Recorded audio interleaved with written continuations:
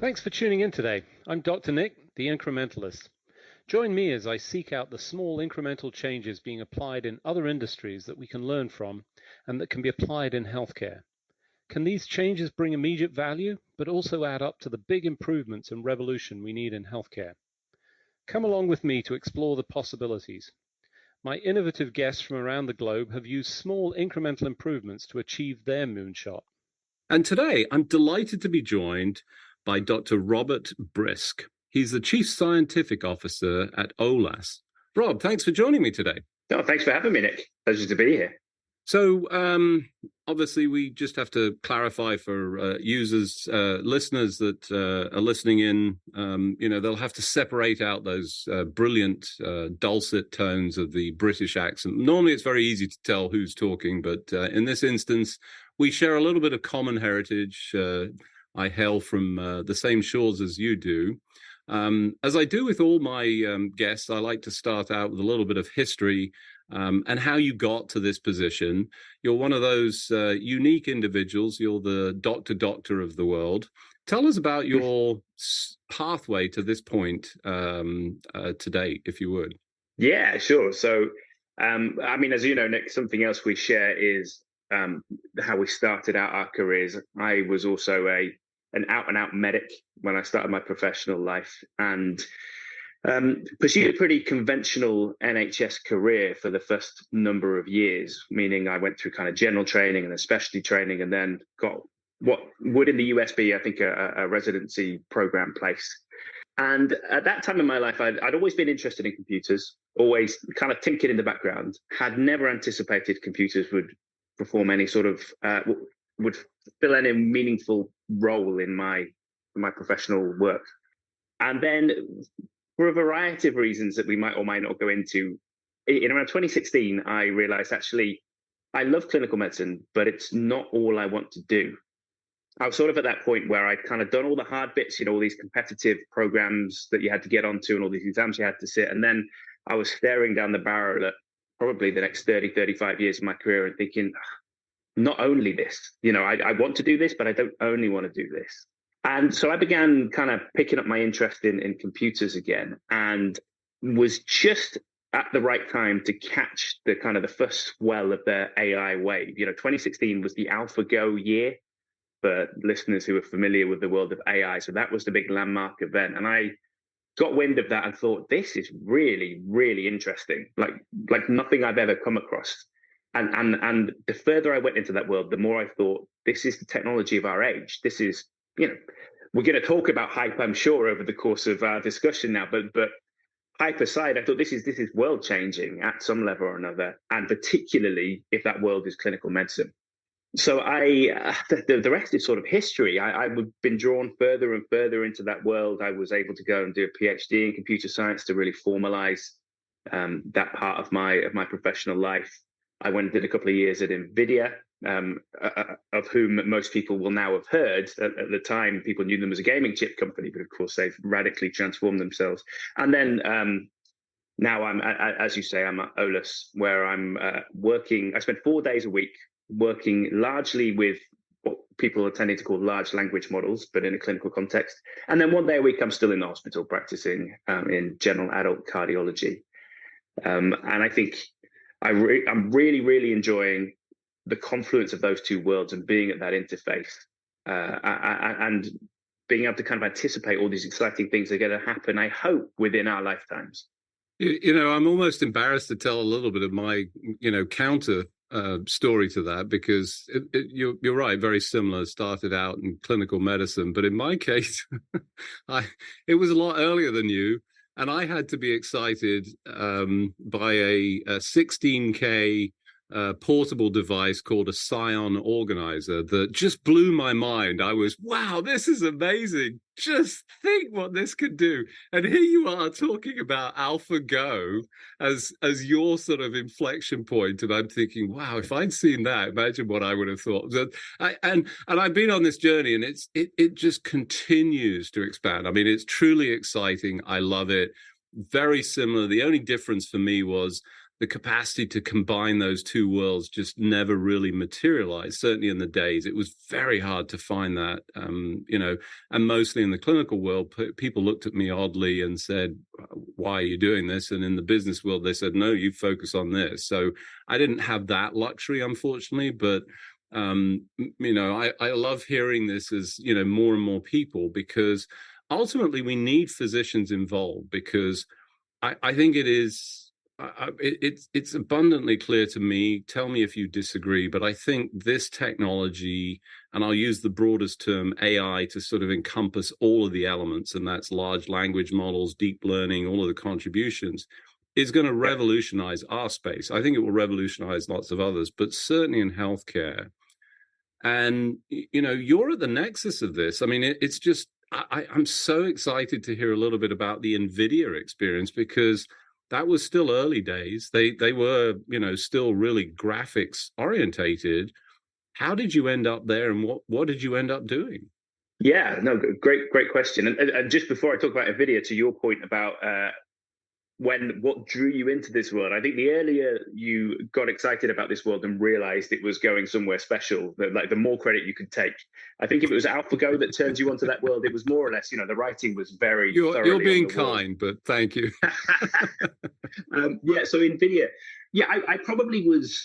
With NVIDIA, the nice thing is you can use their stock price to really track their journey and their transition. And I wasn't right at the very beginning of that move, which, to my financial detriment to an extent, because guys who had joined even just 18 months before me, who they really saw that transition happen where NVIDIA did a huge pivot.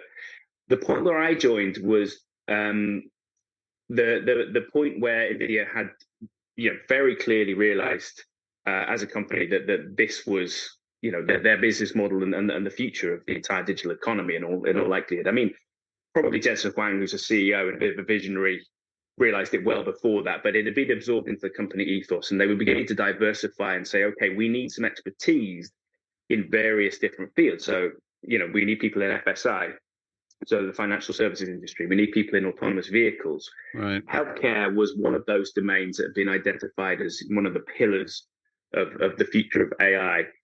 And so NVIDIA were looking for a few people who had crossover expertise, who could talk about the stuff that the silicon did, who could talk about the software that ran on the silicon, but who also understood the impact of the applications that were being built on this stack, to use a technical term.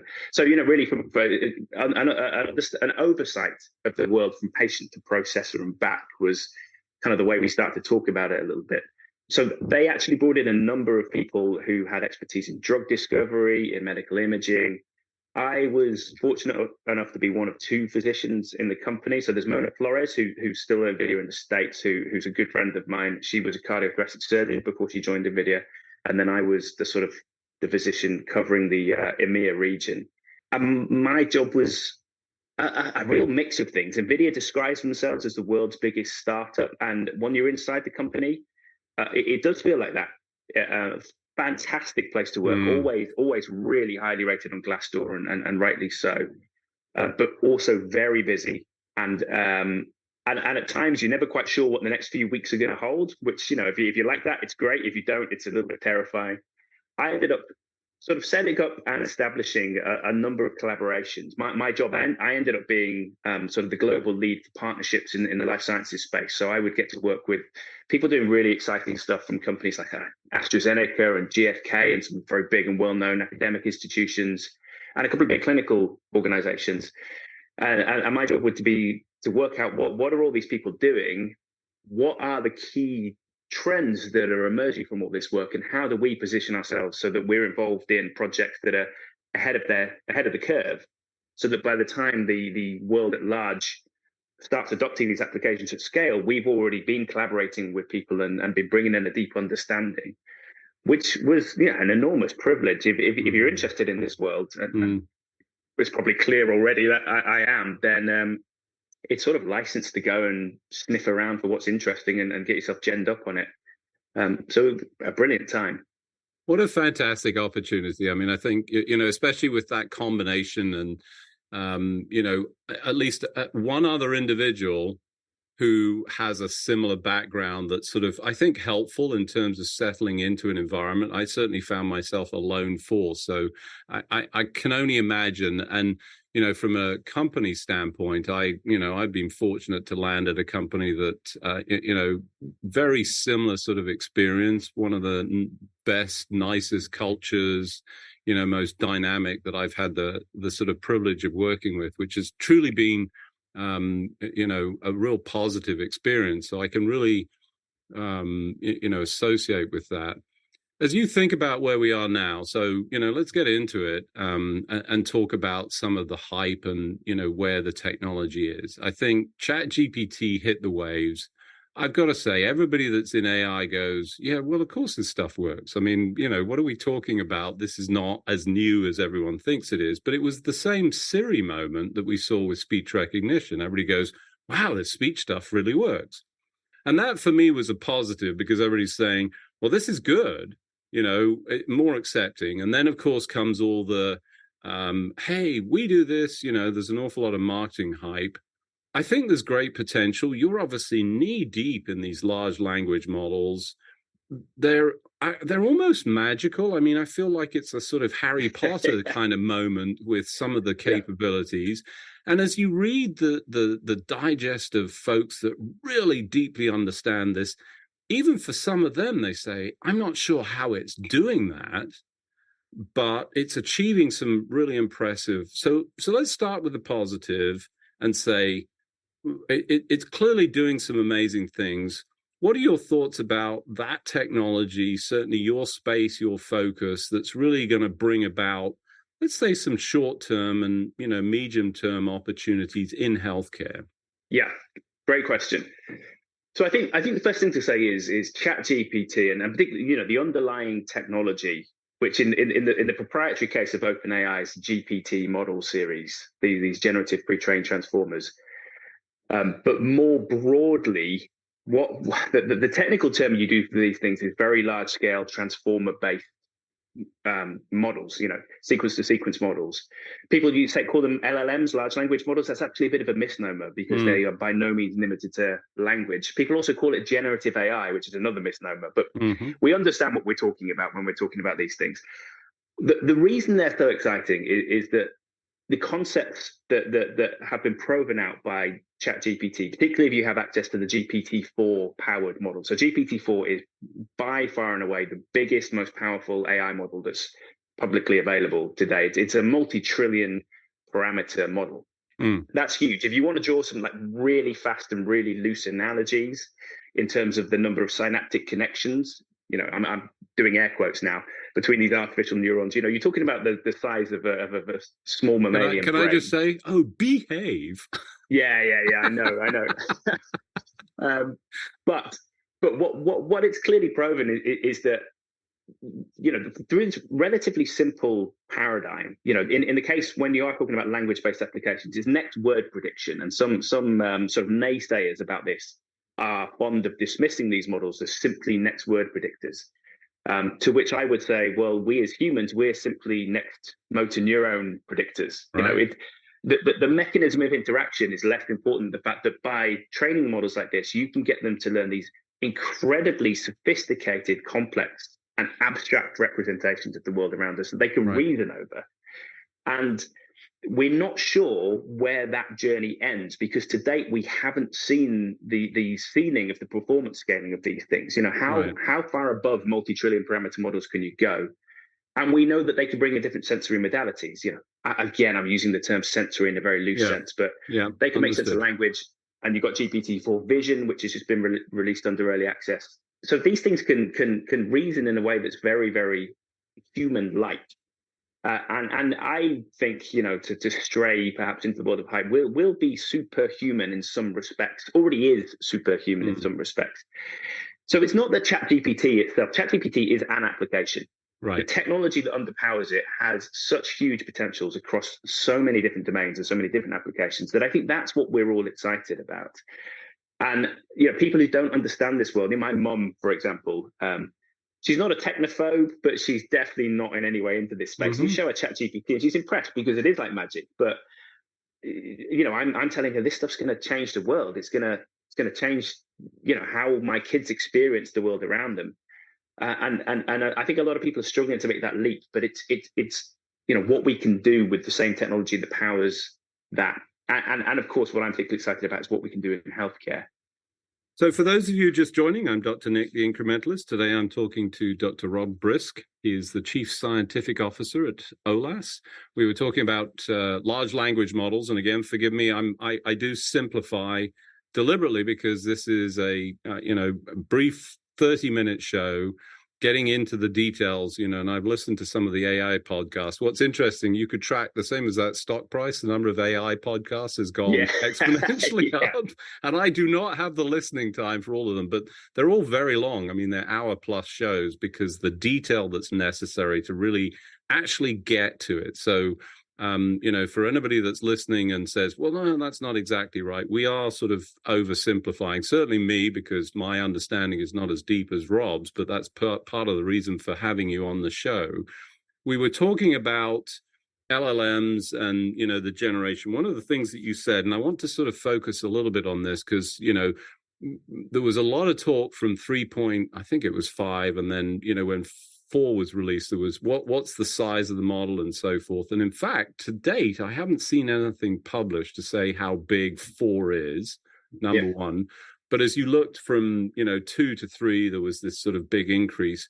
It's not as simple as that. I mean, yeah, sure, you can add all this, but that actually doesn't create necessarily better models, is my understanding. Is that a fair assessment? Yeah, that's certainly not all there is to it. Although the scale so as the models get bigger, their potential increases on a almost, as far as we've seen in the published data, on an almost linear scale. Now, this is where some technical people in the audience are going to be going, that's not right. But broadly, that's what we've seen. And to your point about, no, I haven't seen it published either, the model size, but I was at a panel discussion that Peter Lee was sitting on earlier this year. The VP for Microsoft Research, for any listeners who don't know, and he let slip. He let slip. He used the words, "This is a multi-trillion parameter model we're talking about." So no, there's a lot more to it than that, and these things are fantastically difficult to train. You need huge amounts of data. You need to be very careful. I mean, in fairness to OpenAI, and OpenAI is a controversial organization, and what I will say about them is they are anything but open, despite the fact that they were. Yes, very good point. That's they were conceived of as an organization to democratize AI, and then they've built this huge model and it's proprietary and it's been they're very closed, but they've done an incredible job of training this thing. But as Nick, and I think as everyone knows at this point, there's a lot more to work through. And one of the big issues that gets talked about in this space is hallucinations, which I think is an awful term, but agreed. It's commonly understood what we mean by that. And these things make stuff up. They confabulate because they're not, they give the appearance of human-like intelligence, but they're not human. They're AIs who are trained for a certain job that they try their best to do. And sometimes they think what you want to hear is an answer that they've plucked out of thin air. Right. And therein lies the major or one of the major pitfalls of these things in healthcare.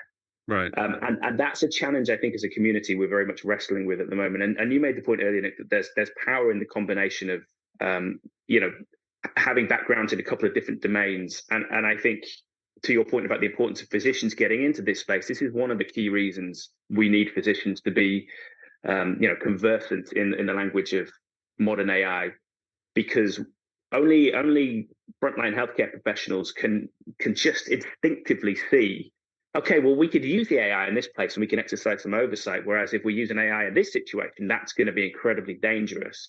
Right. The technologists, they tend to be amazingly bright. I've never felt so stupid as I felt working at NVIDIA, because the people I was working with just could, think circles around me a lot of the time. But they haven't done their tens and tens of thousands of hours on the clinical coalface. And you just have to do that to understand the world of clinical medicine.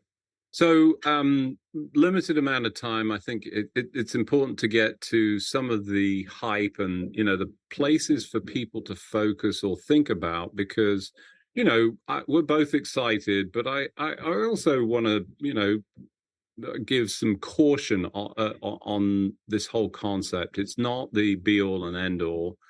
Tell us your top areas of, I'm going to call it over excitement, hype that's inappropriate, that you should look out for, specifically around healthcare, where I think we need to exercise caution and clinical oversight. Yeah, great question. I mean, the answer is probably everywhere. We need to exercise caution and clinical oversight. You're playing the clinician. What a terrible answer. What a terrible answer. I think it's a difficult one. Actually, I think that the problem with a lot of the hype at the moment is a question of timescale. Honestly, I think that's probably been the case for a while. I mean, hype has been so detrimental to progress in AI and healthcare, where AI could do such good, and particularly in the UK, we're in trouble. We need innovation, we need change, we need transformation and disruption. But people are very scared of AI, and with good reason, because a lot of what they hear is a load of nonsense from people trying to sell products. I think timescale is the big thing. I think I do see a world, and I do think I would like to see it in my career, where there's a constant AI second opinion. Maybe it's through whatever the equivalent is to AirPods in 10 years' time, and you just constantly have maybe an AI that can see the world through a camera that's on your phone, and it can hear the world through a microphone, and it can just process everything that's going on and talk to you, like in the film Her, with Scarlett Johansson. Right. Yeah. The roadmap to that level of technology, I think, is very, very clear at this point. I don't see anything that's a major, major stumbling block to getting there within our lifetimes. And I think it could be a really, really good thing. But I think the question is, if someone tells you that's going to happen tomorrow, absolute rubbish. If someone's trying to sell you this tomorrow, I think what we need to do is we need to build trust. We need to educate people, and we need to show them how you can use this technology in a safe and overseeable way. And actually, one of the things we're doing at Eolas is we're using generative AI to make clinical suggestions that are based exclusively on human-created evidence, guidelines, peer-reviewed papers, that kind of stuff. The idea is you'll be able to go into our app. So some of these features are still in development. You'll be able to go into our app, and you'll be able to ask a question, any clinical question. How often do I image a patient with a thoracic aortic aneurysm? And you'll get an answer returned, but it'll be from a guideline that's been written by humans. And I think if we start using this technology in this kind of way, where there's kind of generative AI in the loop, but actually you're still practicing medicine in a very conventional way. So the generative AI is just hooking you up with the evidence. We'll begin to build trust. We'll begin to build experience. We'll begin to educate the next generation of clinicians. And then one day we will progress to a point where we can rely more and more on what the generative AI has to say.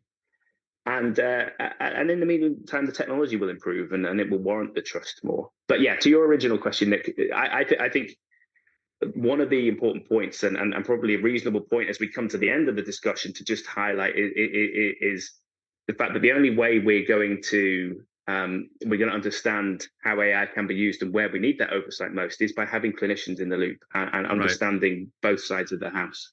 Yeah.